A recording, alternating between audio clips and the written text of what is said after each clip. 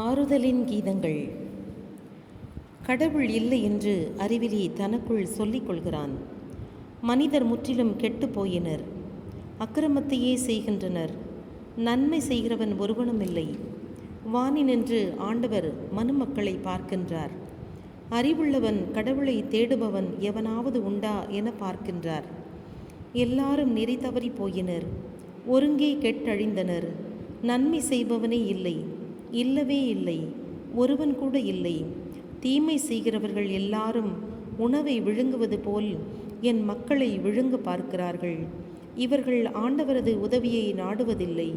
இவர்கள் நல்லறிவு பெற மாட்டார்களா? ஆகவே அச்சத்தால் நடுங்குவர், ஏனெனில் கடவுள் நீதிமான்களின் தலைமுறையோடு இருக்கிறார். எளியவன் திட்டத்தை கவிழ்த்துவிட பார்க்கிறார்கள், ஆனால் ஆண்டவர் அவனுக்கு ஆதரவளிக்கின்றார். சீயோனிலிருந்து இஸ்ராயல் மக்களுக்கு மீட்பு வராதோ?